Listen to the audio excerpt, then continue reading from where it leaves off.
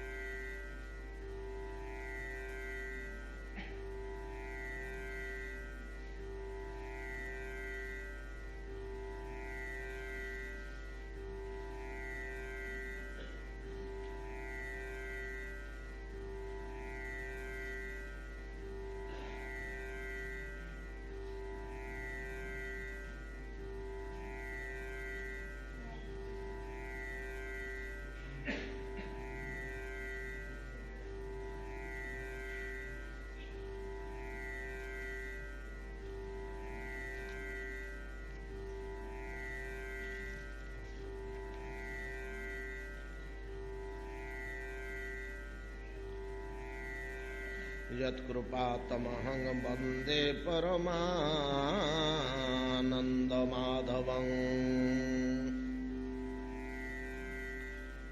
उत्क्षेपणं गर्भगतस्य पादयो किङ्कळपते मातुरधोक्षजागसे किमस्ति नास्ति व्यपदेशभूषितं तवास्ति कुक्षे कियदप्यनन्तम्। नारायणस्त्वं न हि सर्वदेहिनाम् आत्मास्यधीशाखिललोकसाक्षी नारायणं गं नरभूजलायनात् तच्चापि सत्यं न तवैव माया। नारायणस्त्वं न हि सर्वदेहिनाम् आत्मास्यधीशाखिललोकसाक्षी नारायणं गं नरभूजलायनात् तच्चापि सत्यं न तवैव माया। सुत गोस्वामी कहते ब्रह्मा भगवान पाखे अपराध करी श्रीकृष्ण निकटरे ब्रजरे नंदनंदन कृष्ण निकटरे अपराध हला ब्रह्मांकर चिन्ह पारे नहीं जानी पारे नहीं परीक्षा करी बसिले एवं जेतेबेले प्रभु कृपा करी स्वरहस्य प्रियपुत्र ब्रह्मा को प्रदर्शित करेले सेतिकी बेले ये महानता को महान महिमा को कृष्णंकर बुझिले बुझी आश्चर्य हेले ओहो आम मानकर ज्ञान केते अल्प आउ एर तत्व ए रहस्य केते महान केड़े विपुल केड़े विस्तार। क्षमा प्रार्थना कले जो क्षमा प्रार्थना गोटे श्लोकर क्षमा किंतु एडे हृदय स्पर्शी एडे सुंदर उदाहरण जगत रे आउ किए दे नाहंती। जननी गर्भरे शिशु पदाघात कले जननी जेपरी तार अपराध ग्रहण करे ना प्रभु आमे समस्ते आपणकर गर्भगत आमे समस्ते आपणकर शिशु और संतान आमर पदाघात आपण केबे हेले ग्रहण करिवेनी प्रभु आमे तो अपराध करी चालू आपण निकट में आमे क्षुद्र तुच्छ अज्ञान अबोध एवं मोह मायाग्रस्त मायार प्रभाव रे आमे कार्याकार्य हिताहित भल मंद किछि जानी पारुनु प्रति पदे पदे आमर अपराध हो कौन कर्तव्य कौन अकर्तव्य निरंतर आमको पांचटी इंद्रिय भिन्न भिन्न पांचटी पथरे इच्छानुसार टाणी नौचंती जी जो बलशाली हो गला जो इंद्रिय सी थोड़े घोषाड़ी नौची ता पथरे तो ए प्रकार पंचेन्द्रिय द्वारा टणा उटरा होउथुवा जीवात्मा जहाकू सत्संगर अभाव आउ मायिक विषय भोगर प्रभाव चतुर्दिगरे जुआड़े आखि बुलेले विषय भोग विषय जंजाल वैषयिक व्यापार प्रलोभन आशक्ति चकमकिया जिनिस माया प्रहेणिका देखे टाणी नौची चतुर्दिगरे पसरा विस्तार करिछि मोहमूलक पसरा चतुर्दिगरे विस्तार करी रखिछि माया तार प्रभाव आम उपरे प्रचंड या भितर सत्संग काई क्या भाँ कोठी केमती टिके जदिवा सत्संग होउछि से सत्संग भितर नाना अभिसंधि तार मूल नाना उद्देश्य प्रभु को पाइबी भगवान को पाइबी यही लोभरे सत्संग केते जगह होउछि कोठी सत्संग होउछि कौ कारण जो सत्संग जो सामान्य टिके से तो बहुत कम सत्संग बहुत कम ताहा भी कोठी को उद्देश्य होउछि शुद्ध निर्मल निष्कपट भाव भगवत प्रीति अर्थे भगवान को अनुभव करने भगवदानंद लाभ करने उठा होउछि सत्संग खूब कम होउछि ता मनीष भाग्य कूठू पड़ो एणे विषय जंजाल विषय प्रलोभन विपुल विस्तार तार कलना नहीं कल्पना नहीं केते बाट पर्यंत चंद्र ग्रह मंगल ग्रह पर्यंत विस्तारित हलानी विषय भोग लालसा ए भितर जीवर अपराध हेनी आउ कौन हम प्रभु एवं सबू अपराध गुड़ाक जदि आप क्षमा करदेवे ठीक जननी शिशुर अपराध ग्रहण न कला भलिया सबुड़ाक जदि आपण आनंद मन ग्रहण न करेंगे शिशुर क्रीड़ा बोली आउ जीवर गति कौन अच्छी कौन अच्छी गति जीवर तेबे ये प्रश्न उठुची ब्रह्मा तुम्हें नारायण पुत्र मत पुत्र नुह मु एक भिन्न पदार्थ नारायण एक भिन्न पदार्थ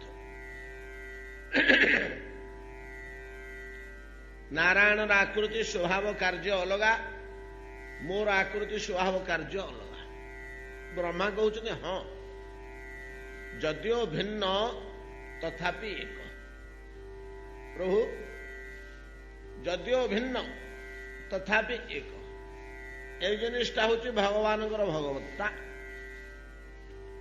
विषय संसार भितर जागतिक जाल भितर ये जगत जाल तो जाल भलिया विस्तृत हो रही जगत प्रपंच या भितर आमे सब केवल भेद प्रभेद प्रभेद प्रभेद पाइबा साम्य कम पाइबा अलगा अलगा सब भगवान क्षेत्र में यहाँ हूँ भगवत्ता आम बहुत समय आलोचना कर यहाँ हूँ मुख्य भगवत्ता जे से सर्वदा अनंत विभिन्न हेले मध्य भिन्न भिन्न हेले मध्य सर्वदा एक सब बेले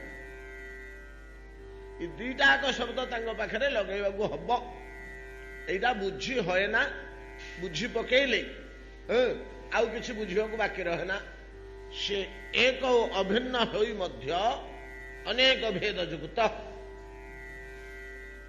एक और अभिन्न होई मध्य अनेक भेद युक्त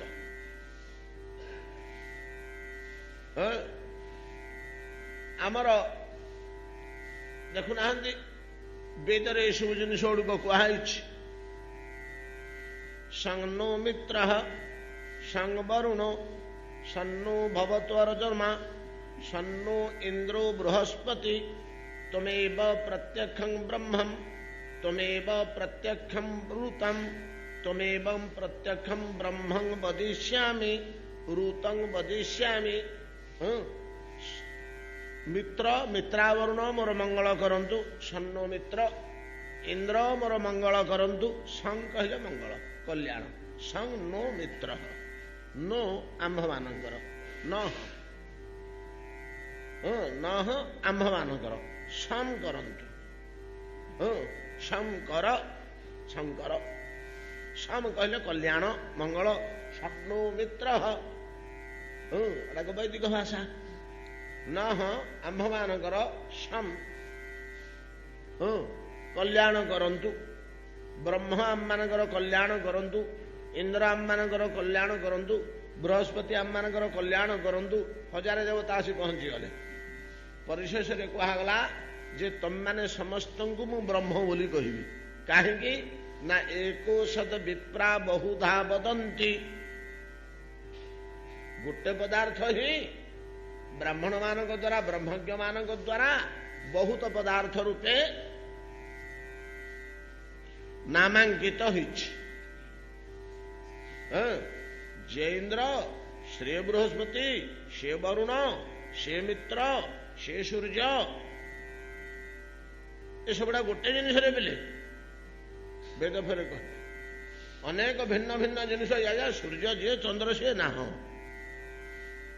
इटा दिन रे आसुची रात्रि आसुची इटा बड़ सीटा छोट इटा ठीक रोचे सीटा खंडिया मंडिया हो जाऊँगी इटा प्रचंड उत्तप्त सीटा अत्यंत शीतल केते प्रभेद अच्छे एते प्रभेद थाइक एक एटा आम बुझीपारे एटा बुझी पकड़े तो आम भगवत रहस्य बुझीगले एक ही बहुत बहुत ही एक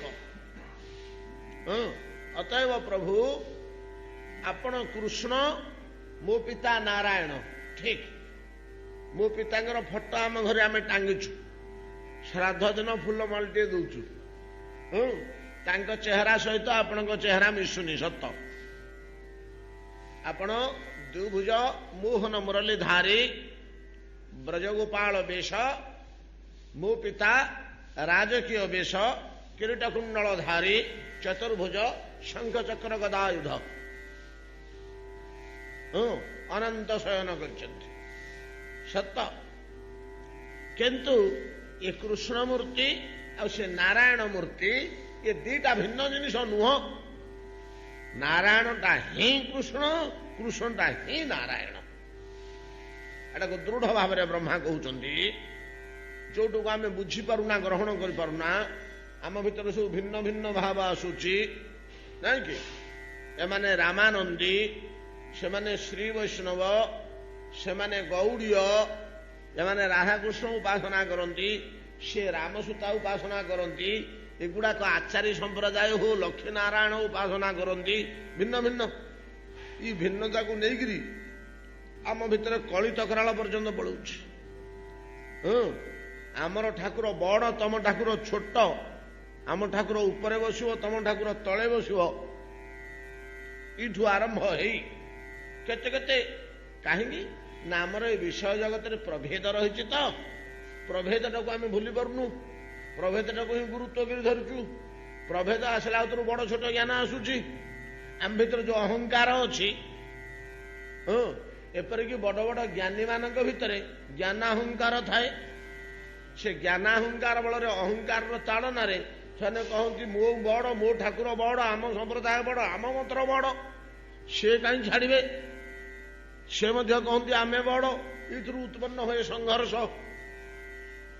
कहीं एतिकी अवस्था हो जाऊँगी किंतु मूल शास्त्र रे आमर बुझा दरकार जे नाई नाई सब तो गोटे आ बड़ छोट कूट आसला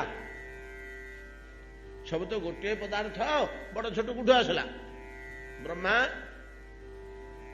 मु नारायण एटा तुम प्रमाण कर परियो ना हाँ नारायण स्त्वं तुम्हें तो नारायण ब्रह्मा केड़े जोर रे कहउछन्ति दर्प सहकारे प्रथम शब्द रे नारायण स्त्वं नहि सर्वदेहिनाम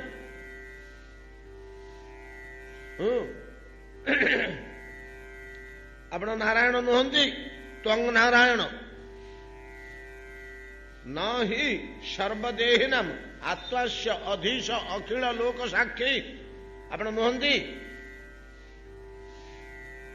जेहेतु काली आम बहुत आड़ू गोलिया घंटा करी तो से भाया जिनटा बहुत गुड़े जिन संक्षिप्त कहूँ हुए आपण नारायण किपरि बोली कहउचंदी ना आपण तो नारर अयन जी से तो नारायण नार कहले आत्मा मानकर समष्टि जीवात्मा मानकर समष्टि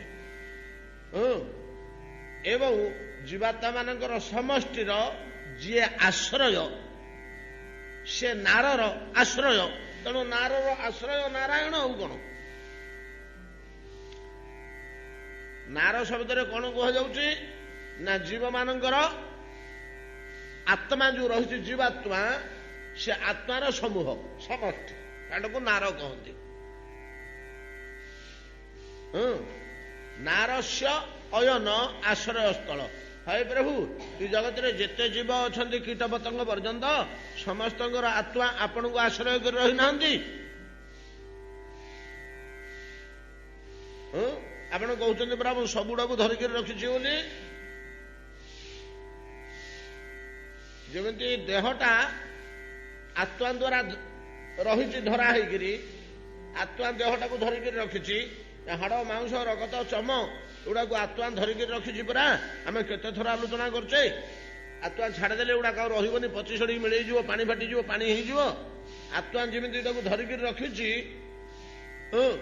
सेमती आपण सब गुड़ाक आत्मा को धरिक रखिंट आश्रय स्थल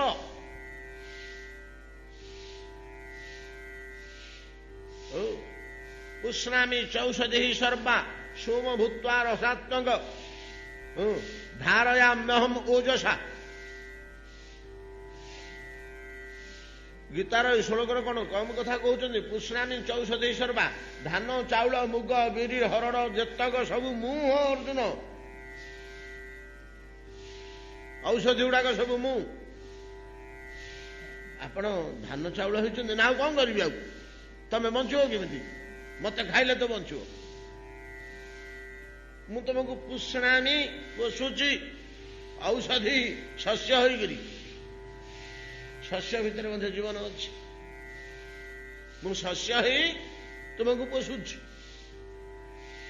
पुष्णामी चौषधि सर्वा आज्ञा रोग हेले जो बटिका खाऊचु ना सोम भूत्वा रसात्मकम चंद्रमा ही मु गछलता मान भीतर औषध भर्ती करुच्ची ताकू चिपुड़ी से पतर को बाटी चिपुड़ी बटिका तैयार कर खाऊ रोग भल हो पुष्णामी ये मु तुमको पोषिची पाली प्रभु ये आपण आमको धरी रखिंट खाद्य रूपे औषध रूपे आत्मा रूपे आ कौ बाटे आमको आपण रखी ना अतएव समस्त जीवात्मार आश्रय स्थल जदि आपण सर्वाश्रय आउ सबुड़ाक जदि नार हुअन्ति तांको जदि नार शब्द कह जाए आत्मार समूह को नारर आश्रय स्थल अयन आपण नारायण खाली रखिंट कि अधीश ये समस्त को नियंत्रण कराउछन्ति आपण ये आंगुठी टी आम बंका करने को हेले आपणकर शक्तिर आवश्यकता अच्छी जीवात्मा परा निजर शक्ति किसी ना ये चक्षु को खोलने को हेले आपण शक्तिर आवश्यकता अच्छी सब गुड़ाक शक्ति भगवान शक्ति सब गुड़िक शक्ति भगवान शक्ति उपनिषद कथा मन पकना शक्ति गुड़िक सब किपरि भगवान व्यतीत आउ कोठी ना जोटिकी जहाँ शक्ति आसूची सीटू भगवान पाखु आसी देवता और असुर मान भीतर प्रचंड लड़ईटे है से थर लड़ई आज्ञा देवता माने जय करगले असुर माने भय पड़े दुर्बल समय था व्यूह रचना कि कौन कल कौशल कौन गोलमाण होगा युद्ध कथा आज्ञा टिके टिके किए जिणीज किए हारीज राक्षस मैंने हारिकी पलायन कले प्राण भय समुद्र फमुद्र भितर कुआड़े जाई सब लुचिले देवता माने विजय उल्लास सदर्पे महामहोत्सव नगर में पालन कले अमरावती देवनगरी अमरावती नाना प्रकार उत्सव महोत्सव साज सजा बाण आलोक नाच यात्रा खिया पिया धूमधाम एकदम परमानंद उत्सव चली मध्य भागरे विशाल रत्न सिंहासन उपरे पांडुर वर्णर आतपत्र छत्र तले इंद्र विराजमान कर सदर्पे बस जहा आखिरे पड़ुची सबुड़ाकर मु हूँ अधीश्वर ए महामहोत्सव लगी सब मो लोक मो संपत्ति मु युद्ध जय करी इंद्रंगर जय सब दिगरे शब्द शुणुची सदर्पे इंद्र बस गर्वर सीमारे आकाश में गोटे सुंदर नारी मूर्ति टे नाचवाक लगे बड़ सुंदर रमणी टे नाचवाक लगे आकाश में शून्य तो इंद्र कहले अग्नि किए हो आज्ञा मुझे केवे देखी नी नुआ मुह दुसुची पचार झील किए कहीं से नाचुची आकाश आसिक ये आसिक खा पी करी आम साथी रहुनी जा पचार किए आसु अग्नि गले भद्रे कल्याणी तुम का तुम्हें किए से पचारे देवी कहले से जो मूर्ति कहले कौन सी लोक आउ जन को परिचय पचारिबा पूर्वर आत्म परिचय दबा उचित आत्म परिचय दबा उचित मु अमुक लोक अमुक जगह आसची आपण परिचय जानवा चाहूँगी निजर परिचयटा दबा उचित अग्नि बिगड़ी गले मु परिचय देवी मोर मत जगत में किए चिन्नी कौ जगार मु ना अग्नि की जगत में न जाना लोक क्या अच्छी मोर फिर परिचय तुम चाहूच मोर परिचय आवश्यक ये लोक किए बोली मुझे जान नी आप अग्नि देवता ना आप कौन करपारती आउ बिगड़े अग्नि विरक्त हेले कौन करी ए विश्व को चाहिए मुहूर्त कहते भस्म कर पालू एत बड़ कम आप करेंगे दैवातक से गोटे घासटे शुखिकी पड़ा से कौटी से घास टी आने देवी कहले अग्नि देवता इटा टे जला दुटी अग्नि जिते चेष्टा कले से शुखिला घासटा को जल पारे ना लज्जित हो फेरी आसिले वायु गले सिया उड़े पारे ना वरुण को पठेले इंद्र सिया भसई पारे ना अग्नि वायु वरुण तीन जन जो न पारे फेरी आसिले इंद्रंगर से घमड़ बोले गर्भ सागे सागे अरे कौन गोटे रहस्य कौन विपद आसपे एत बड़ बड़ शक्तिशाली देवता गुड़ाक गोटे लोकर परिचय गोटे झीर जापर ना पड़ी आसुच्च जय पचारे स्तव स्तुति कले इंद्र दर्प कमिगला से बुझी पकेले जो अहंकार प्रभाव में उन्मत्त होकर बसी नम्र हो गले स्तव स्तुति कले बोले माँ तुम्हें किए से तुम परिचय आम जापारू तीन तीन टा महान देवता प्रकृति में जो मैंने विश्व को भस्म करदे समर्थ उड़ेदे समर्थ बुड़ेदे समर्थ से देवता मैंने तुम परिचय टे पारे फेरीगले तुम सामान्य लोक तुम्हें किए कह ना इंद्र तुम मैंने जहा को नहीं युद्ध रे विजय कल तुम्हें मैंने जहा को नहीं चालुच बुलुच कथा कहूच कथा कहबार शक्ति जिते तुम्हें दुर्बल हो जाऊच कथा कही पार पाटर कथा बाहर हाथ गोड़ उठे पारन मुह बुले पारन शोला उठी पारन बसला उठी पारन शक्तिहीन हो जाऊच शक्ति टिके हेले बल पाइले जा उठिक ठिया हो प्रत्येक क्षेत्र में शक्तिर आवश्यकता अच्छी ये जिते शक्ति जो अच्छी बिंदु बिंदु हो जहा कि सबुड़ा कम अग्निंगर दाहिका शक्ति मु वरुणांगर बाहिका शक्ति मु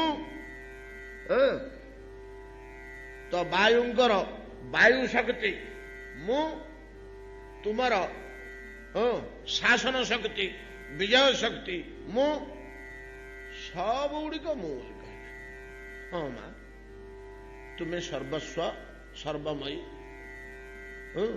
तुम्हें काहंगर शक्ति ना मु भगवान विष्णुंगर शक्ति मु भगवान विष्णुंगर शक्ति ଭଗବାନଙ୍କର ବିଷ୍ଣୁଙ୍କର ଶକ୍ତି ମୁଁ ସର୍ବତ୍ର ବ୍ୟାପୃତ ହୋଇ ରହିଛି। ଖଣ୍ଡିଏ କାଠି ଭାଙ୍ଗି ପାରିଲେନି ଆମେ, ଟାଣଟା, ସେ ଟାଣ ଶକ୍ତିଟା ଈଶ୍ୱରଙ୍କର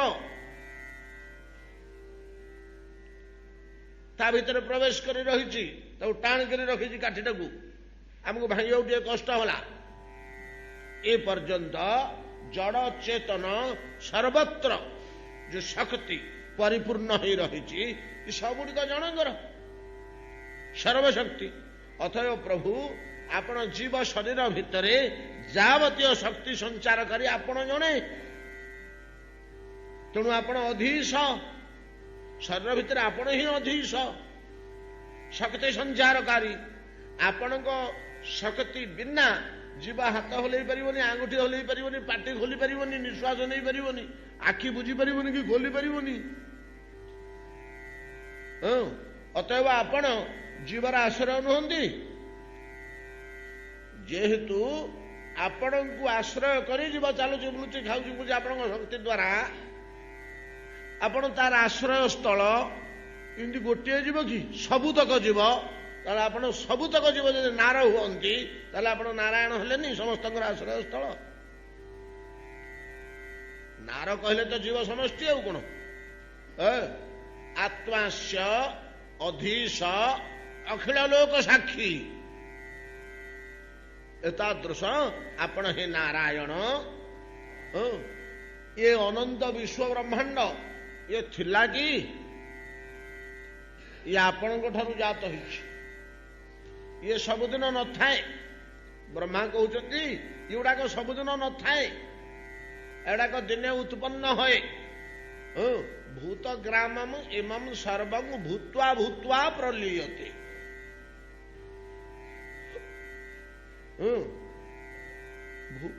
ଭୂତ ଗ୍ରାମମ୍, ଏ ପ୍ରାଣୀ, ଗ୍ରାମ କହିଲେ ସମୂହ।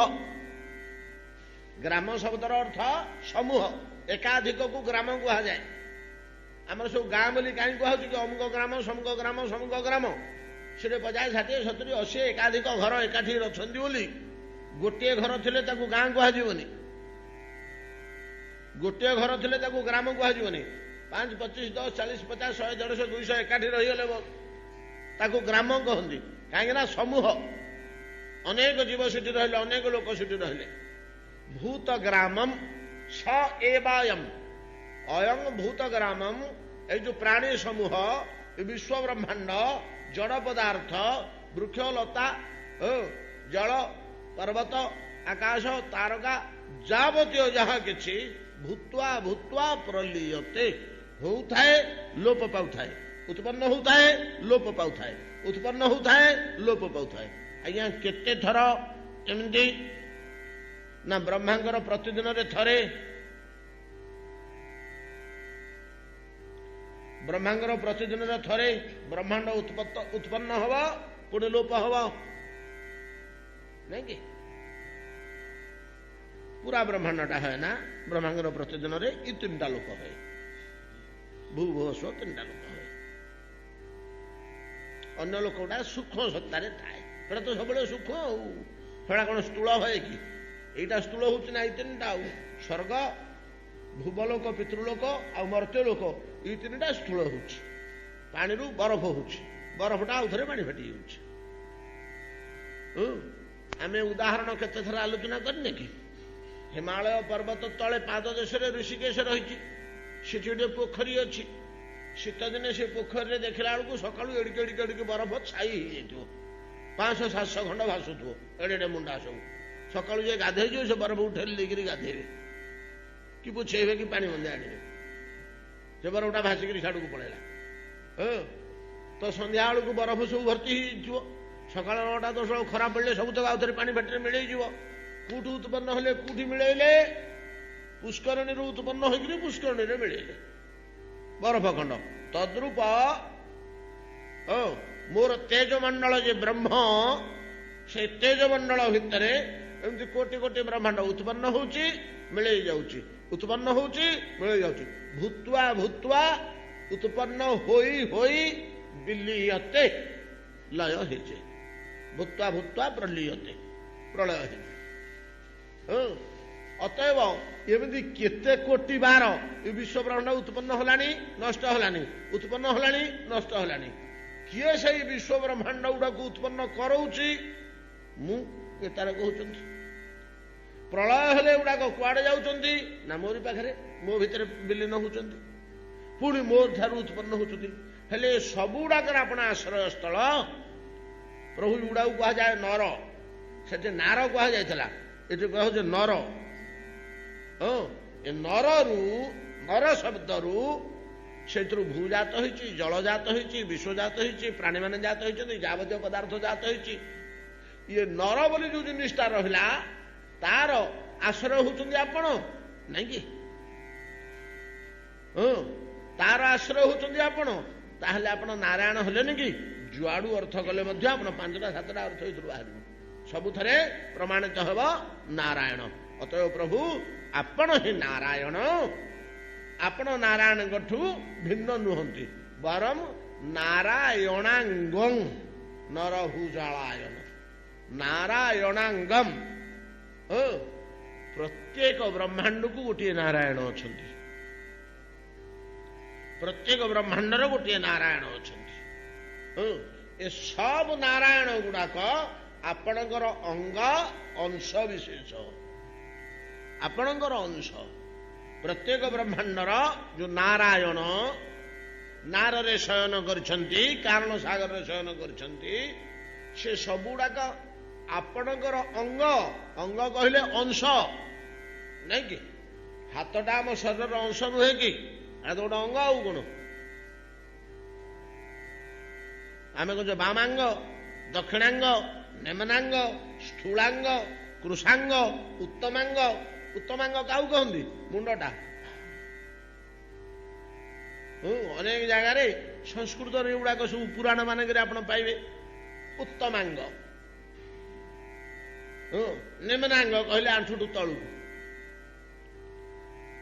अंग एगुड़ाक सब अंश तो देहर गोटे गोटे अंश सेमती भगवान अंग नारायण आपणकर अंश ब्रह्मा ताहले मु गाँव केमी हेली मोर अंश ना प्रभु अंशी अंश भितर प्रभेद अच्छे कि अंशी अंश भितर प्रभेद ना आम ये सब अनेक समय पूर्वे 3 4 5 वर्ष है मन हाँ सबू केमिका अंशी अंश ठारू भिन्न नुहे दीटाक गोटे पदार्थ किरण सूर्य ठारू भिन्न नुहे ज्योत्सना चंद्र ठारू भिन्न नुहे दाहिका शक्ति अग्नि ठारू भिन्न नुहे गोटे आलोचना करने गोटे निआ खंडुटे अच्छे तादर ताती बाहर तातीटा आनियाटा आमको 2टा भाया जना पड़ुଛି ए गोलाकार पदार्थटा अंगार खंडुटा है निआ ईटा पर्यंत ये दूर में आम छाड़ी थोचु घी तरली गला कि हाथ को उत्ताप लगला तातीटा तार जाऊँ जो तातीटा जाऊँगी सी गोटे भिन्न पदार्थ अग्नि खंडुटा गोटे भिन्न पदार्थ आमको जना पड़ुଛି 2टा पदार्थ भाया किंतु प्रकृत में 2टा पदार्थ नुह जुक्ति द्वारा प्रमाण करी होनी जदि 2टा पदार्थ गोटे तमें नहीं जाओ गोटे मो पाखे था तमें निआटा धरी पड़ तातीटा मो पाखे था तमें लंठनटा नहीं जाओ आलुटा मो पाखे था संभव नहीं कि आमको एत इलेक्ट्रिसिटी बोर्ड उपरे मासक 1000-1200 लेखे दबा आमर कौन दरकार ना आम जदि कहते सूर्य को पूजा करके प्रभु तमें जाओ पछे तमें तो बाध्य करूँ परिश्रम करोली तुम आलुओ दिगक छाड़ी देकी पड़ आलुटा ये थाओ थे काली आसले फेरे नब नहीं सूर्य जीवे आलोकटा रहिब चंद्रमा ठू चंद्रमार आलोक आम छड़े रखिपर कहीं जोड़े जिन नुह प्रकृत में जोड़े होता आम गोटे रखी गोटे पलांता गोटे पदार्थ हो कौ बाटे हेले अलग कर सब जुक्ति द्वारा तर्क द्वारा मुनि ऋषि मैंने शास्त्र मानक निष्पन्न कर गोटे पदार्थ हो तुम्हें रख फाड़े आउे कि तो भांगनी गोटे पदार्थ जेपरी प्रभु अंश आउ अंशी अंग आउ अंगी ଆପଣ ଆଉ ନାରାୟଣ ଦିଟା ନୁହନ୍ତି, ଗୋଟିଏ ଏକ ପଦାର୍ଥ। ଅତଏବ ନାରାୟଣଙ୍ଗମ, ନାରାୟଣ ଆପଣଙ୍କର ଅଙ୍ଗ ବିଶେଷ, ଅଂଶ ବିଶେଷ, ଅଂଶ ଆଉ ଅଂଶୀ ଏକ ହେଇଥିବାରୁ ନାରାୟଣ ଆପଣ ଏକ। ଅତଏବ ନାରାୟଣାଂ ନହି ସର୍ବଦେହିନାଂ ଆତ୍ମାଶଧୀଶାଖିଳ ଲୋକ ସାକ୍ଷୀ ନାରାୟଣଙ୍ଗମ ନରଭୂଜଳାୟନଂ ତଚ୍ଚାପି ସତ୍ୟଂ ନ ତବୈବ ମାୟା। ପ୍ରଭୁ ତତ ଚ ଅପି ସତ୍ୟ, ଏ ଯୋଉ ନାରାୟଣ ସ୍ୱରୂପଟା ଆପଣଙ୍କର, ଯଦି ଏମିତି କେହି କଳ୍ପନା କରେ ଯେ ଆରେ ମନୁଷ୍ୟର ଯେମିତି ଗୋଟେ ଛାଇ, ମନୁଷ୍ୟର ଯେମିତି ଗୋଟେ ଛାୟା ପଡୁଛି ଜଳରେ ଆଲୋକରେ, ସେମିତି ଏ ଦିଟା ତ ଏକ ଆଉ ଅଭିନ୍ନ ଜଣା ପଡୁଛି, ସେମିତିକା ଛାୟା ତୁଲ୍ୟ ଏ ନାରାୟଣ ରୂପଟା କେବଳ ବିଶ୍ୱ ବ୍ରହ୍ମାଣ୍ଡ ଉତ୍ପନ୍ନ ସମୟରେ ଭଗବାନଙ୍କର ଉତ୍ପତ୍ତି ହଉଛି କି? ବ୍ରହ୍ମା କହୁଛନ୍ତି ନା ନା, ତଚ୍ଚାପି ସତ୍ୟ, ଆପଣଙ୍କର ଶ୍ରୀକୃଷ୍ଣ ମୂର୍ତ୍ତି ପୁରା ନିତ୍ୟ ସତ୍ୟ ସନାତନ, ଆପଣଙ୍କର ନାରାୟଣ ମୂର୍ତ୍ତି ମଧ୍ୟ ନିତ୍ୟ ସତ୍ୟ ସନାତନ। ତଚ୍ଚାପି ସତ୍ୟ ତତ ଚ ଅପି ସତ୍ୟ। ହଇହ ବ୍ରହ୍ମା ତତ ଅପି ସତ୍ୟ କହିଥିଲେ ତ ସରିଥାନ୍ତା, ତତ ଚ ଅପି ସତ୍ୟ କାହିଁ ପୁରେଇଲ?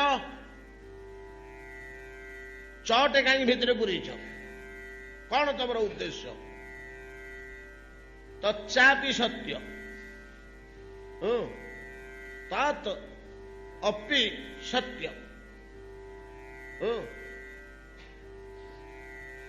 ତଦାପି ସତ୍ୟ ହେଇଥିଲେ ତ ହେଇଥାନ୍ତା। ଅକ୍ଷର ନିଅଣ୍ଟ ହଉନି, ଯୋଉଠି ଅକ୍ଷର ନିଅଣ୍ଟ ହୁଏ ଚଟେ ପୁରା ହେ, ଏଠି ତ ଅକ୍ଷର ନିଅଣ୍ଟ ହଉନି। ତଚ୍ଚାପି ସତ୍ୟ ତଦାପି ସତ୍ୟ, ତତ୍ ଅପି ତଦାପି ସତ୍ୟ ହେଇଥିଲେ ହେଇଥାନ୍ତା। ତଚ୍ଚାପି କାହିଁ କହିଲେ? ଆଉ ଗୋଟେ ଚଟେ କାହିଁ ଅଧିକା ପୁରେଇଲ? ଟୀକାକାର ମାନେ କହୁଛନ୍ତି ଚ ଶବ୍ଦେ ନ, ଚ ଶବ୍ଦ ଦ୍ୱାରା ବୁଝା ଯାଉଛି ଯେ ବ୍ରହ୍ମା କହିବାକୁ ଚାହୁଁଛନ୍ତି କେବଳ ନାରାୟଣ ମୂର୍ତ୍ତି ନୁହଁ, ଚ ଶବ୍ଦେ ଭଗବତସ୍ୟ ଅନ୍ୟାନ୍ୟ ମୂର୍ତ୍ତି ସମୂହ ମତ୍ସ୍ୟ କଚ୍ଛପ ବରାହ ପୁରାଣ ବାମନ ବୁଦ୍ଧ ଇତ୍ୟାଦି ଯାବତୀୟ ଭଗବତ ରୂପ ସବୁଗୁଡାକ ସତ୍ୟ।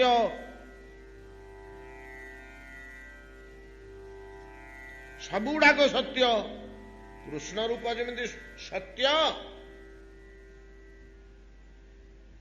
ନାରାୟଣ ରୂପ ଯେପରି ସତ୍ୟ, ଏଇ ଦିଟାକୁ ମୁଁ ପ୍ରମାଣ କଲି। ଠିକ ସେଇଭଳିଆ ଚ ତତ ଚ ତତ ନାରାୟଣ ଚ, ଆଉ ମଧ୍ୟ ଚ କହିଲେ ଆଉ ମଧ୍ୟ କହିଲେ ଆଉ ଯେତେ ରୂପ ଅଛି ଭଗବାନଙ୍କର, ଯେତେ ରୂପ ଅଛି ସବୁଗୁଡା ସତ୍ୟ। ସତ୍ୟ କହିଲେ କଣ? ଆମେ ତ ସତ୍ୟ ଶବ୍ଦଟାକୁ ବୁଝୁନେ। ସତ୍ୟ ଶବ୍ଦଟା ବୁଝିବା କଣ ଗୋଟେ ସହଜ କଥା କି? ସତ ଶବ୍ଦ ବୁଝିଗଲେ, ସତଟା ତ ଈଶ୍ୱରଙ୍କର ଲକ୍ଷଣ। ଆଉ ସତଟା ବୁଝିଲେ ଆପଣ ଈଶ୍ୱରଙ୍କୁ ବୁଝିଲେ। ଆଉ ହଁ, ନିତ୍ୟ ସତ୍ୟ କହିଲେ ନିତ୍ୟ।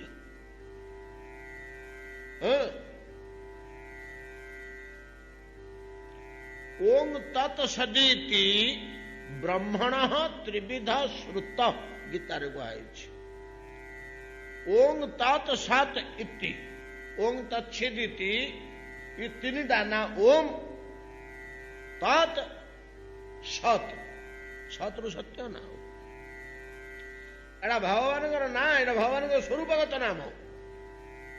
ସତ୍ୟ ବୋଲେ କାହାକୁ କୁହାଯାଉଛି? ସତ୍ୟ ସତ୍ୟ ବୋଲିକି ପଦାର୍ଥଟାକୁ କାହାକୁ କୁହାଯାଏ?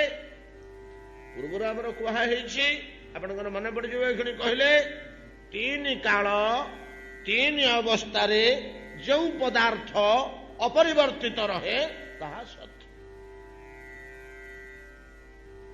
ତିନି କାଳ ତିନି ଅବସ୍ଥାରେ, ଜାଗ୍ରତ ସ୍ୱପ୍ନ ସୁଷୁପ୍ତି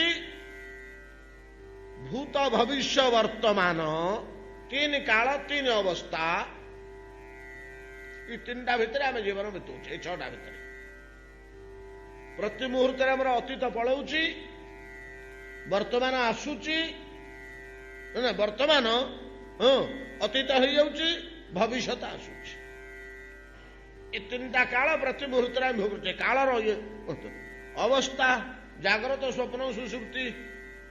କେତେବେଳେ ଚେତା ଅଛୁ, କେତେବେଳେ ନିଦରେ ଶୋଇପଡ଼ିଛୁ, କେତେବେଳେ ନିଦରେ ଶୋଇକିରି ମଧ୍ୟ ଚେତା ଅଛୁ, ସ୍ୱପ୍ନ ଦେଖୁଛୁ, ନିଦରେ ଶୋଇକିରି ମଧ୍ୟ ଚେତା। ନିଦରେ ଶୋଇକିରି ଚେତା ବୋଲି କେମିତି ନା ସ୍ୱପ୍ନ ଦେଖୁଛୁ। ସ୍ୱପ୍ନଟାକୁ ଚେତା ବୋଲି କୁହାଯିବ କି ନା? ହଁ କୁହାଯିବ। କାହିଁକି ନା ମନେ ରହୁଛି। କାଲି ରାତିରେ ସ୍ୱପ୍ନ ଦେଖିଲି। କଣ ସ୍ୱପ୍ନ ଦେଖିଲୁ ନା 3 ତାଲା ଗୋଟେ ଅଟ୍ଟାଳିକା ମୁଁ ଗଢୁଛି, ତିଆର କରୁଛି, ତା ଉପରେ ବସିଛି ବିଶାଳ ଭୋଗ ବିଳାସ ଭିତରେ, ନାଇଁ କି? ସ୍ୱପ୍ନ ମନେ ରହୁଛି। ଜାଗ୍ରତରେ ଦେଖିଥିବା ଜିନିଷଟା ଯଦି ମନେ ରହୁଛି, ନାଇଁ କି? ଜାଗ୍ରତରେ ଦେଖିବା। ଏଇ 3 ମାସ ତଳେ ରଥଯାତ୍ରା ହେଇଥିଲା। ଏ ବର୍ଷର ରଥଯାତ୍ରାଟି ଯେମିତି ଆମର ମନେ ଅଛି, ସେମିତି 3 ଦିନ ତଳେ ରାତିରେ ଦେଖିଥିବା ସ୍ୱପ୍ନଟା ମନେ ବି ରହୁଛି। ଜାଗ୍ରତ, ସ୍ୱପ୍ନ, ସୁଷୁପ୍ତି, 3ଟା ଅବସ୍ଥା। ଏ 3ଟା ଅବସ୍ଥାରେ ଆମର ନାନାବିଧ ପରିବର୍ତ୍ତନ ଘଟୁଛି। 3ଟା ଅବସ୍ଥାରେ କ'ଣ ପରିବର୍ତ୍ତନ ଘଟୁଛି ଆମେ କହିପାରିବାନି, କିନ୍ତୁ ଭବିଷ୍ୟତ, ଭୂତ ଆଉ ଅତୀତରେ ଆମର ପରିବର୍ତ୍ତନଟା ଆମେ ଲକ୍ଷ୍ୟ କରୁଛୁ। ଅତୀତରେ ଏଠିକି ପିଲାଟିଏ ମୁଁ ଥିଲି, ଫଟୋଟା ଅଛି। ମତେ 1.5 ବର୍ଷ ହେଇଥିଲା, ମା କାଖଉଥିଲେ, ମୋର ଦାନ୍ତ ଉଠୁ ନଥିଲା, ମୁଁ ପେଣ୍ଟ ପିନ୍ଧି ନଥିଲି, ମୁଁ ପତଳା ହେଇଥିଲି, ଏମିତି ନାନା ପ୍ରକାରର। ଅତୀତରେ, ଅତୀତ କାଳରେ ଆମର ଯୋଉ ଅବସ୍ଥା ଥିଲା, ବର୍ତ୍ତମାନ ସେ ଅବସ୍ଥା ଅଛି କି? ବର୍ତ୍ତମାନ ସେ ଅବସ୍ଥା ନାହିଁ। ବର୍ତ୍ତମାନ ମୁଁ ସୁସ୍ଥ, ସବଳ, ସୁଦୃଢ ଯୁବକ, ବଳଶାଳୀ, ଶକ୍ତିଶାଳୀ। ଭବିଷ୍ୟତରେ ଆଉ 30 ବର୍ଷ ପରେ କି 20 ବର୍ଷ ପରେ ମତେ ଆଖିକି ଦୁଷୁ ନଥିବ, ଅଣ୍ଟା ନଇଁ ଯାଇଥିବ, ଦାନ୍ତ ଗୋଟିଏ ବାଟରେ ନଥିବ, ଅବସ୍ଥା ବଦଳି ଯାଉନି?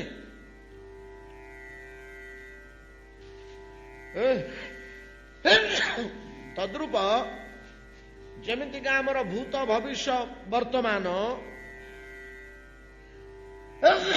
3 କାଳରେ ଆମର ରୂପ ବଦଳି ଯାଉଛି।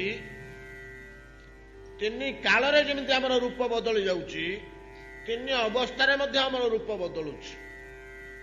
3 ଅବସ୍ଥାରେ ମଧ୍ୟ ଆମର ରୂପ ବଦଳୁଛି, ଆମର ଭାବ ବଦଳୁଛି। ଜାଗ୍ରତ ଥିଲାବେଳେ ଆମେ ନାନାବିଧ କଳ୍ପନା, ଜଳ୍ପନା, ଭଲ ମନ୍ଦ ସବୁ ଜାଣୁଛୁ। ଶୋଇପଡ଼ିଲା ବେଳେ କିଛି ଜାଣୁନୁ, ସେ ଗୋଟିଏ ଅବସ୍ଥା। ସ୍ୱପ୍ନ ଦେଖିଲା ବେଳେ ତ ପ୍ରତ୍ୟକ୍ଷ ବସ୍ତୁ ଗୁଡାକୁ ଛାଡି ଅପ୍ରତ୍ୟକ୍ଷ ବସ୍ତୁ ଗୁଡେ ଦେଖୁଛୁ, ସେ ଗୋଟିଏ ଅବସ୍ଥା ଆମର ବଦଳି ଯାଉଛି। 3 କାଳ 3 ଅବସ୍ଥାରେ। ସତ୍ୟ କାହାକୁ କୁହାଯାଏ? ଯୋଉ ପଦାର୍ଥ 3 କାଳ 3 ଅବସ୍ଥାରେ ଅପରିବର୍ତ୍ତିତ ରହେ, ସେଟା ହଉଛି ସତ୍ୟ। ସେଟା ହଉଛି ସତ୍ୟ। ଆଚ୍ଛା, ଗାଁ ମୁଣ୍ଡରେ ଥିବା ପାହାଡଟା 1000 ବର୍ଷ ତଳେ ଭଳିଆ ଥିଲା, ତା ରୂପ ବଦଳିନି? ବର୍ତ୍ତମାନ ତା ରୂପ ବଦଳିଛି। 1000 ବର୍ଷ ପରେ ଭଳିଆ ଥିବ, କଣ ହେଲେ ବଦଳିଯିବ? ଗଛୁଟେ, ପଥରୁଟେ, ପଥରଟେ ପଡୁଛି। 50,000 ବର୍ଷ ତଳେ କଣ ପଥରଟା ଭଳିଆ ଥିଲା? ନା ଆଗାମୀ 50,000 ବର୍ଷ ପରେ ପଥରଟା ଭଳିଆ ଥିବ? ରହିବନି, ବଦଳି ଯାଇଥିବ।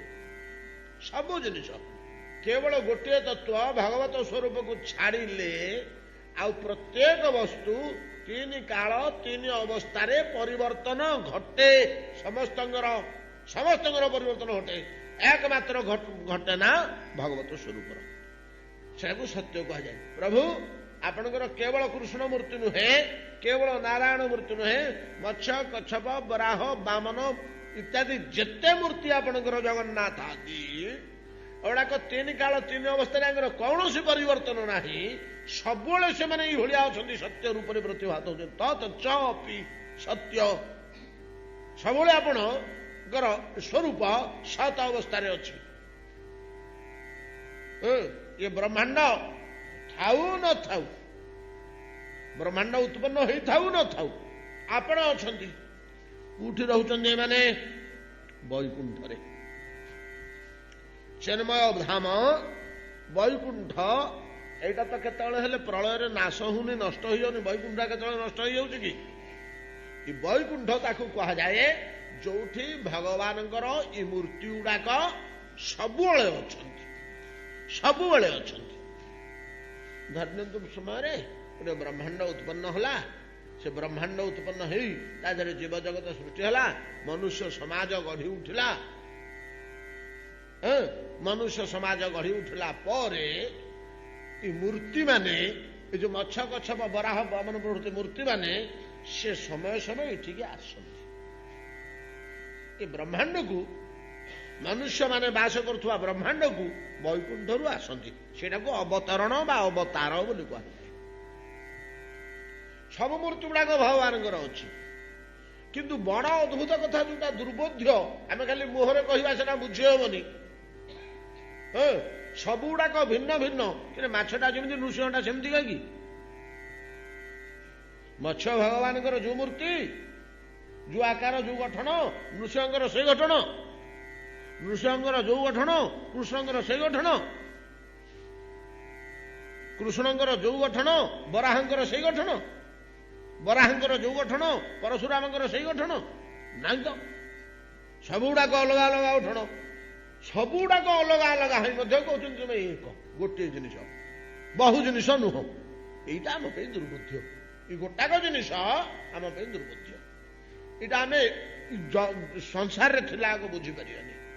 ଯଦି ପ୍ରଭୁଙ୍କ କୃପାରୁ କେତେବେଳେ ଆମେ ବ୍ରହ୍ମଲୋକ ପାର ହେଇ, ସ୍ୱର୍ଗଲୋକ, ତପଲୋକ, ଜନଲୋକ, ବ୍ରହ୍ମାଣ୍ଡ, ବ୍ରହ୍ମାଣ୍ଡଟା ବ୍ରହ୍ମଲୋକ ପର୍ଯ୍ୟନ୍ତ ବ୍ୟାପ୍ତ ନାହିଁ କି? ଏଇ ଯୋଉ ବ୍ରହ୍ମାଣ୍ଡଟା ତିଆର ହେଇଛି, ଏଇଟା ବ୍ରହ୍ମଲୋକ ପର୍ଯ୍ୟନ୍ତ ରହିଛି। ବ୍ରହ୍ମଲୋକ ପାର ହେଇ ବୈକୁଣ୍ଠକୁ ଯିବା, ସେତେବେଳେ ଯାଇ ବୁଝିବା ଏ ସବୁଗୁଡାକ ଅନେକ ହେଇ ମଧ୍ୟ କିପରି ଏକ, ଏକ ହେଇ ମଧ୍ୟ କିପରି ଅନେକ। ଏଇଟା ଏଠି ଆମେ ବୁଝିପାରିବା ନାହିଁ। ଯେ ପର୍ଯ୍ୟନ୍ତ ଆମର ବୈକୁଣ୍ଠ ଗତି ଲାଭ ହେଇନି, ହେଲେ କାହିଁକି ଆମର ଏଠି କୁହାହଉଛି? ଏଟା ମାନୁଷ ଚିନ୍ତାଧାରାରେ ଏଇଟା ବୁଝି ହୁଏ ନା। ବ୍ରାହ୍ମୀ ଚିନ୍ତାଧାରା ହବା ଦରକାର। ଆମେ ଏଇଠି ଥାଇକିରି ବ୍ରାହ୍ମୀ ଚିନ୍ତାଧାରା ପାଇବା କି? ହଁ, ମୁନି ଋଷିମାନେ ପାଇଛନ୍ତି, ଏଇଠି ଥାଇକିରି ମଧ୍ୟ ସେମାନେ ପାଇଛନ୍ତି। ଯୋଉମାନେ ବୈକୁଣ୍ଠକୁ ଯା ଆସ କହୁଛନ୍ତି ନାଇଁ କି, ଚତୁର୍ସନ ବୈକୁଣ୍ଠ ଯାଇଥିଲେ, ସେଠି ବୁଲି ଚାଲିକରି ଫେରି ଆସିଲେ। ବ୍ରହ୍ମା ବୈକୁଣ୍ଠକୁ ଯାଇଥିଲେ, ସେଠୁ ଫେରି ଆସିଲେ। ନାରଦ ତ ନୀତି ଯାଉଛନ୍ତି। ଏମିତି କେତେକ ଅଛନ୍ତି ମହାତ୍ମା ମହାପୁରୁଷ, ଯୋଉମାନେ ବୈକୁଣ୍ଠକୁ ପ୍ରତ୍ୟହ ଯାତା, ସେମାନେ ଦରକାର ପଡ଼ିଲେ ସ୍ଥୂଳ ଜଗତକୁ, ମାୟା ଜଗତକୁ ପଳେଇ ଆସିବେ, ଏଇ ଭିତରେ ପଶିଯିବେ। କଇଁଛ ଭଳି ଆମ କଇଁଛଟା ଦରକାର ପଡ଼ିଲେ ପାଣି ଭିତରେ ପଶିଗଲା, 8 ଦିନ 15 ଦିନ ରହିଗଲା। ପାଣି ଭିତରେ ଯଦି ଗରମ ହେଇଗଲା, ପଦାକୁ ପଳେଇ ଆସିଲା, ପଥର ସନ୍ଧିରେ ମାଟି ତଳେ ରହିଗଲା 10-15 ଦିନ। ସେଇଠି ବି ରହିପାରିବ, ସେଠି ବି ରହିପାରିବ। ସେମିତିକା ଯୋଉ ମୁନି ଋଷି ମାନେ ସାଧନ ବଳରେ ଭଗବତ କୃପା ଲାଭ କରିକିରି ସେମାନେ ବୈକୁଣ୍ଠରେ ମଧ୍ୟ ରହିବାର ଶକ୍ତି ଲାଭ କରିଛନ୍ତି, ସ୍ଥୂଳ ଜଗତକୁ ମଧ୍ୟ ଆସିବାର ଶକ୍ତି ଲାଭ କରିଛନ୍ତି। ସେଇଠି ରହିପାରିବେ, ସେଠି ରହିପାରିବେ, ତାଙ୍କ ପାଇଁ କିଛି ଯାଏ ଆସେ ନାହିଁ। ଏଗୁଡାକ ଆମେ କଳ୍ପନା କରିପାରୁନି। ଏଗୁଡା କଣ ସବୁ ବାବାଜୀ କହୁଛନ୍ତି ଆମକୁ? ଗଳ୍ପ କି କଣ ଭଳିଆ ଗୋଟେ କିମ୍ବୁତ କି ମାଗାର ଶୁଭିବ? ହଁ, ଶୁଭିବ। ଆମେ ତ ଏତେ ଦୂର ଗତି କରିନେ, ଶୁଭିବ। ଆମେ ବୁଝି ହବନି ଗୋଟେ କେମିତି କଣ ଗୁଡାକ ଲାଗିବ। କିନ୍ତୁ ଆମ ଶାସ୍ତ୍ର ଗୁଡିକ ବ୍ୟକ୍ତ କରିଛନ୍ତି, କହୁଛନ୍ତି, ଏବଂ କିଛି କିଛି ନ ବୁଝିଗଲେ ମଧ୍ୟ ଧାରଣା କରି ହଉଛି ଯେ ନାଇଁ, ଏଗୁଡାକ ଆମେ ସିନା ବୁଝିପାରୁନେ, ଏଗୁଡା ସତ୍ୟ। ଆମେ ସିନା ବୁଝିପାରୁନେ, ଏଗୁଡାକ ସତ୍ୟ। ଆମର ଜ୍ଞାନ ଶକ୍ତି କେତେ ଯେ ଆମେ କଣ ଗୋଟେ କମ୍ପ୍ୟୁଟର ଯାହା ମନେ ରଖୁଛି ଆମେ କଳ୍ପନା କରିପାରିବା? କେମିତି କମ୍ପ୍ୟୁଟର ଭିତରେ ସେଟା ରହୁଛି? ଏଠି ଖଣ୍ଡେ ତାର, ସେ ତାରଟା ଭିତରେ କେତେ ଜିନିଷ ରହିଛି ତା ସ୍ମୃତି କୋଷରେ। ଆମେ ବୋତାମ ଟିପିଦେଲା କ୍ଷଣି ବାହାରୁଛି ନାଇଁ କି? ଆଜି ଭାରତରେ କେତେ ଟ୍ରେନ ନ ଚାଲିଛି, କେତେ ଲୋକ ରିଜର୍ଭେସନ ନ କରିଛନ୍ତି, ସେ ତାର ଖଣ୍ଡାକ ଭିତରେ ସବୁ ରହିଛି। ଗୋଟେ ବୋତାମ ଟିପିଦେଲେ ଆମ ନାଁ, ଆମ ଗାଁ, ଆମ ସେକ୍ସ, ଆମ ଇଏ ମେଲ କି ଫିମେଲ, ଆମର ବୟସ, ଆମର ସିଟ ନମ୍ବର, ଆମ ଗାଡି ନମ୍ବର, ଆମର କେତେବେଳକୁ ଅଛି ଚଢିବା ପାଇଁ କି ଟ୍ରେନ ସେଟା ସବୁ ବାହାରି ପଡୁଛି। କେତେ କୋଟି ଲୋକଙ୍କର ରହିଲା, ଗୋଟିଏ ଜିନିଷ ଦେଖାଯାଏ। ଆଉ ଅନ୍ୟ ଜିନିଷ ଗୁଡା ଆମେ ବୁଝିପାରିନି। ଆଉ ବହୁତ ବହୁତ ଜିନିଷ ଅଛି କମ୍ପ୍ୟୁଟରରେ ଫିଟ୍ ହଉଛି ତାର ଖଣ୍ଡାକରେ। ଆଉ ଆମ ଜ୍ଞାନ କେତେ ଯେ ଆମେ କଣ ବୁଝି ପକେଇବା ଏଗୁଡାକ? ଆମେ ତ ଏଇ ସାଧାରଣ ସଂସାରର ଜିନିଷ, ବୈଜ୍ଞାନିକ ଯନ୍ତ୍ରପାତି ଗୁଡାକ ବୁଝିପାରୁନେ। ଏ ବୈଜ୍ଞାନିକ ଯନ୍ତ୍ରପାତି ଗୁଡା ବୁଝିପାରୁନେ। आम पिलादिने बड़ जिनिस होता ग्रामफोन जटी अजा बोली जड़े कौटी बाहर चाकरी करूँ तुमरापुटे थाए बाणपुर सी छुट्टी आसला गोटे ग्रामफोन धरिक आसती आउ से आम कि जानू 55-60 वर्ष तलर कथा कहती से गोटे ग्रामफोन आणिक संध्या बेलू 3-4 खंड गाँव लोक आम से जमा हूँ समस्ते जमा हे से आम गाँ पाखे तो सी बारंडारे बसिकी रेकर्ड पकड़े संध्या हेले बाकी सब सीधी हजार हजार लोक बसिक शुणुवे आमर बयस से 5-7 वर्ष 8 वर्ष मु तो तोबा होकर चाहिए भितर केमी लोकटा कौटे फसला केमी या भितर रही केंची कांची हाँ आज्ञा सत कथा कहूँ से मोर चिंताधारा या गभीर हो मत राति निद हुए केमी कौटे पशिला मु गले से गीत शुणेनी तार चारिपटे बुलिक देखुते कौटी कणा अच्छी कौटे पशि लोकटा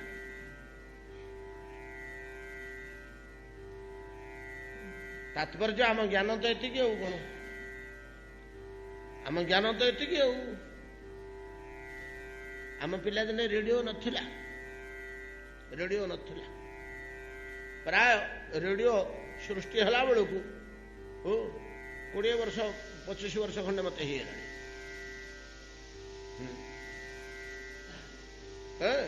तो अबोध शिशु ग्रामफोन भाया गोटे साधारण जिनिस शिशु जमी बुझीपारूनी अज्ञान बालक जमी बुझीपारूनी आ भगवत तत्व आगे आम ताठू नुण ना कि आम जन्म होता शिशु भाया बुझी पकड़ा बोली बुझी पकड़ा आम सहज बुझीपारानी भगवान स्वरूप गुड़ाक तेज एति आम तो विश्वास हम एगुड़ा सब गुड़ाक सत्य बोली कहते शास्त्र सब गुड़ाक वैकुंठ अच्छा किंतु गोटे जिनिस आमको बुझी होनी कौटा आम बुझीपारे सब मूर्ति गुड़ाक आमर अविश्वास ना कौथे आमर अबोध्य हो जाऊँगी ना एक होगी सेगुड़ाक अनेक सब भिन्न भिन्न मूर्ति होती जेबे भिन्न भिन्न मूर्ति ताले एक बोली केमी कहते कौन रहस्यता भितर अच्छी आम केते उदाहरण दौचे बुझापी कि ठीक उदाहरण नुह आम कौन उदाहरण दू चिन्नीर तैयारी सब खेलना जो खंड घोड़ा प्रभृति तैयारी है खंड घोड़ा दुकान को पसरा को गले से नाना प्रकार चिन्नी सब मूर्ति तैयारी कर सबुड़ाक चिन्नी तैयारी कुंभार शाला को गले से माटी तैयारी नाना प्रकार जिनिस तैयारी कर नाना प्रकार जिनिस माटी तैयारी करी सबुड़ाक माटी एगुड़ाक आम उदाहरण दौस ना किंतु जागतिक उदाहरण से खाटबनी आज्ञा से चिन्मयराजर कथा खाली गोटे धारणा देवाई गुड़ा दिहु धारणा देवाई दिहु तो माटी तैयारी पदार्थ दुटा तो भिन्न हो गला ना माटी जो कुंभार नाना प्रकार जिनिस तैयारी करछि सुनारे बणिया नाना प्रकार अलंकार तैयारी करछि तथापि तार ये अलग हो गला ना कौन पदार्थगत सत्ता अलग हो गला ना से पदार्थगत सत्ता अलग होनी इटा दुर्बुद्ध जहा हूँ तो ब्रह्मा कहते तच्चापि सत्य न तबेव माया प्रभु हे आपणकर माया रूप गोटे मध्य अच्छी ना सेटा सत्य नुह सेटा सत्य नुह युड़ाक सत्य ए मत्स्य कच्छप बराह बामन प्रभृति मूर्ति गुड़ाक वैकुंठस्थ मूर्ति गुड़ाक सत्य आ गोटे आपणकर माया मूर्ति अच्छी सेटा सत्य नुहे ब्रह्मा मोर माया मूर्ति गोटे अच्छी ना हाँ है मो पाखु परा माया प्रवेश करें ना हाँ आज्ञा से सत कथा आपण पाख माया प्रवेश करें आ मायारे कि मोर मूर्ति तैयार हम ना हाँ से आपण आज्ञा कर्तुम अकर्तुम अन्यथा कर्तुम सबुति समर्थ सबुति समर्थ हई हो पानी भितर निआ जलुची ना हाँ 2 खंड काठ जलुची पानी भितर बुड़िक एटा आपण संभव आम संभव नुह आज्ञा भगवान महिमा गुड़ाक भगवान महिमा आंठुए पानी भितर 2 खंड काठ जलुची मायारे भगवान मूर्ति तैयारी कहते श्लोक ବ୍ରହ୍ମାସ୍ତୁତି ପୁରା ଗୋଟେ ବିଚିତ୍ର ଜିନିଷ, ବହୁ ବହୁ ସିଦ୍ଧାନ୍ତ ସେଠି ମିଳିବ। ଆମେ କ'ଣ କରୁଛୁ, ଛୁଇଁ ଦେଇ ପଳଉଛେ ନା ଆଉ ଗୋଟେ ଗୁରୁ ଥିଲେ ୟା ଭିତରୁ ବାହାରୁଛୁ। କଥା କ'ଣ ହଉଛି, ନ ତବୈବ ମାୟା, ଆପଣଙ୍କର ମାୟାମୟ ମୂର୍ତ୍ତିଟା ସତ ନୁହେଁ। ଭଗବାନଙ୍କର ଫେରେ ଗୋଟେ ମାୟାମୟ ମୂର୍ତ୍ତି ଅଛି। କୋଉଟା ଭଗବାନଙ୍କର ମାୟାମୟ ମୂର୍ତ୍ତି ଆପଣମାନେ ଜାଣିଛନ୍ତି, ଚିହ୍ନିଛନ୍ତି? ଯୋଉ ମୂର୍ତ୍ତିଟାକୁ ଅର୍ଜୁନ କୁ ଦେଖେଇଲେ ସେଟା ମାୟାମୟ ମୂର୍ତ୍ତି। ଯୋଉ ମୂର୍ତ୍ତିଟା ପୁରୁଷ ରୂପରେ ବେଦରେ ବ୍ୟକ୍ତ ହେଇଛି ସେଟା ମାୟାମୟ ମୂର୍ତ୍ତି। ସେ ମୂର୍ତ୍ତିଟା ଆପଣମାନେ ମନେ ପକାନ୍ତୁ, ପଞ୍ଚମ ସ୍କନ୍ଦ ପ୍ରଭୃତିର ଆଲୋଚନା ସମୟରେ ଆମମାନଙ୍କର ବିଭିନ୍ନ ସମୟରେ ଆସିଛି, ଯେତେବେଳେ ଭଗବାନ ଏ ବିଶ୍ୱ ବ୍ରହ୍ମାଣ୍ଡ ତିଆରିକୁ ଯୋଉ ଗଲେ ନାଇଁ କି, ସେତିକି ବେଳେ ଭଗବାନ କ'ଣ କଲେ ନା ବିଶ୍ୱ ମୂର୍ତ୍ତି ଧାରଣ କଲେ। ତାର ବିଶେଷ ବର୍ଣ୍ଣନା ଅଛି। ତ ବିଶ୍ୱ ମୂର୍ତ୍ତି ଧାରଣ କଲେ। କେମିତି ବିଶ୍ୱ ମୂର୍ତ୍ତି ଧାରଣ କଲେ? ହୋ ପଦ ପତାଳ ଶୀର୍ଷ ଅଯଧାମ ଅପର ଲୋକ ଅଙ୍ଗ ଅଙ୍ଗ ବିଶ୍ରାମ। ଆମର ଓಂ ସହସ୍ର ଶୀର୍ଷା ପୁରୁଷ ସହସ୍ରାକ୍ଷ ସହସ୍ର ପ୍ରାତ, ଏ ଯୋଉ ମୂର୍ତ୍ତିଟା ଏ ବ୍ରହ୍ମାଣ୍ଡ ଭିତରେ ରହିଛି, ଏଇଟା ଗୋଟେ କଳ୍ପନା କରନ୍ତୁ, ଗୋଟେ ଦ୍ୱାରା ଏଟାକୁ କଳ୍ପନା କରିହେବ। ଧରିନିଅନ୍ତୁ ଆମ ଶରୀର ଭିତରେ ଆତ୍ମାଟା ଅଛି, ଟିକେ ସୂକ୍ଷ୍ମ ଭାବରେ ଧରନ୍ତୁ, ମନକୁ ସ୍ଥିର କରିବେ। ଆମ ଶରୀର ଭିତରେ ଆତ୍ମାଟା ଅଛି। ସେ ଆତ୍ମାଟା କୋଉଠି ଅଛି ନା ପାଦଠାରୁ ମସ୍ତକ ପର୍ଯ୍ୟନ୍ତ ବ୍ୟାପିକି ରହିଛି। କୋଉଠି ଗୋଟେ ନାଇଁ ଆଉ ତ ଜଣା ପଡିବନି, ଯୋଉ ଚେତନାଟା ନାଇଁ କି, ଏଠି କିଛି ମିନିଟ୍ କାଟୁଛି, ଏଠି କିଛି ମିନିଟ୍ କାଟୁଛି, ଚେତନାଟା ଅଛି ବୋଲି ତ। ହେଲେ ପାଦଠାରୁ ମସ୍ତକ ପର୍ଯ୍ୟନ୍ତ ଆମର ଯୋଉ ଛିଡା ହେଇପଡ଼ିଲେ ଯୋଉ ମୂର୍ତ୍ତିଟା, ଆମ ଭିତରେ ଚେତନାଟା ଏଇ ଆକୃତିର ଅଛି ନା ନାଇଁ ବ୍ୟାପିକିରି? କଣ ବୁଝିପାରିଲେ ତ? ଟିକେ ସୂକ୍ଷ୍ମ ଭାବରେ ଚିନ୍ତା କର। ଜଣେ ଲୋକ ଛିଡା ହେଇଛି, ତାର ହାଡ଼ ରଗତ ମାଂସର ଦେହଟା ଠିଆ ହେଇଛି, ତା ଭିତରେ ଚେତନାଟେ ଅଛି। ସେ ଚେତନାଟା କେଉଁ ଆକୃତିରେ ଅଛି? ତା ଦେହଟାର ଯେଉଁ ଆକୃତି। ଯଦି ଏମିତି ଗୋଟେ କିଛି ଆମେ କୌଶଳ କରିପାରନ୍ତେ ଯେ ଚେତନାଟା ସେମିତି ରହନ୍ତା ସେଇଠି, ଲୋକଟା ଯୋଉଠି ଠିଆ ହେଇଛି, ହାଡ଼ ମାଂସ ରକ୍ତ ପଞ୍ଚଭୌତିକ ଅଂଶଟାକୁ ଆମେ ବାହାର କରିଦିଅନ୍ତେ ତା ଦେହରୁ। ହେଲେ ହାଡ଼ ମାଂସ ରକ୍ତ ପ୍ରଭୃତି ପାଞ୍ଚଭୌତିକ ଅଂଶଟା ବାହାର କରିଦେଲେ, ଚେତନାଟା ଯଦି ସେ ସ୍ଥିର ହେଲା ଭଳିଆ କିଛି ବ୍ୟବସ୍ଥା ଆମେ କରିପାରନ୍ତେ, ସେମିତି ଯାନ୍ତ୍ରିକ ବ୍ୟବସ୍ଥା କି ଯାହା କିଛି, ସେ ଚେତନାଟା ଦେଖିବାକୁ କେମିତି ହୁଅନ୍ତା? ଏ ଦେହଟାର ଆକୃତି ଯାହା ସେଇ ଆକୃତି ହୁଅନ୍ତା, ନାଇଁ କି? ବୁଝିହେଲାନି? ଗୋଟେ ଲୋକ ଛିଡା ହେଇଛି, ତାର ହାଡ଼ ମାଂସ ରକ୍ତର ତ ଦେହଟା ହେଇଛି, ସେ ଦେହ ଭିତରେ ତାର ଚେତନାଟା ଅଛି। ଚେତନାଟା କେମିତି ରହିଛି ନା ଦେହ ଯୁଆଡକୁ ଯୁଆଡକୁ ଅଛି, ସେ ଲୋକର ପିଠିରେ ଗୋଟେ ଆବୁ ବାହାରିଛି, ଚେତନାଟା ସେ ପର୍ଯ୍ୟନ୍ତ ଅଛି ନା ନାଇଁ କି? କାହା ହାତଟା ଏମିତି ଟିକେ ବଙ୍କା ହେଇଯାଇଛି ପଛକୁ କେମ୍ପା ହେଇକି, ତା ଚେତନାଟା ସେମିତି ବଙ୍କା ହେଇକିରି ଅଛି ନା ସେଇଭଳିଆ? ଏଥିରେ ଗୋଟେ ଉଦାହରଣ ଦିଆ ହଉନି, କାଠ ଆଉ ଅଗ୍ନିକି ନେଇକିରି। କାଠଟା ଯଦି ବଙ୍କା, ଅଗ୍ନିଟା ମଧ୍ୟ ବଙ୍କା।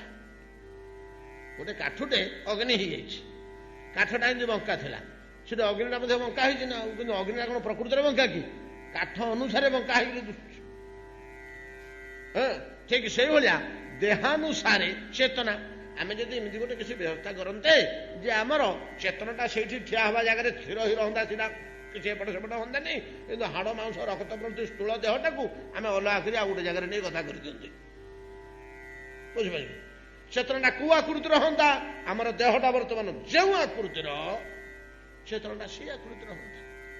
ଠିକ ତଦ୍ରୂପ ଶରୀର ଭିତରେ ଥିବା ଚେତନାଟା ଯଦ୍ରୂପ ଏ ବିଶ୍ୱ ବ୍ରହ୍ମାଣ୍ଡ ଭିତରେ ସର୍ବତ୍ର ବ୍ୟାପିକିରି, ଗଛର ଅଗ ପତ୍ର ପର୍ଯ୍ୟନ୍ତ ବ୍ୟାପିକିରି, ବ୍ରହ୍ମାଣ୍ଡର ଅଂଶ ବୃକ୍ଷ, ବୃକ୍ଷର ଅଂଶ ପତ୍ର, ପତ୍ରର ଅଗ୍ରଭାଗ ପର୍ଯ୍ୟନ୍ତ ସେମିତି ଯୋଉ ଚେତନାଟା ବ୍ୟାପିକି ରହିଛି, ମହତ ଚେତନା, ସେଇଟା ପୁରୁଷ ରୂପ।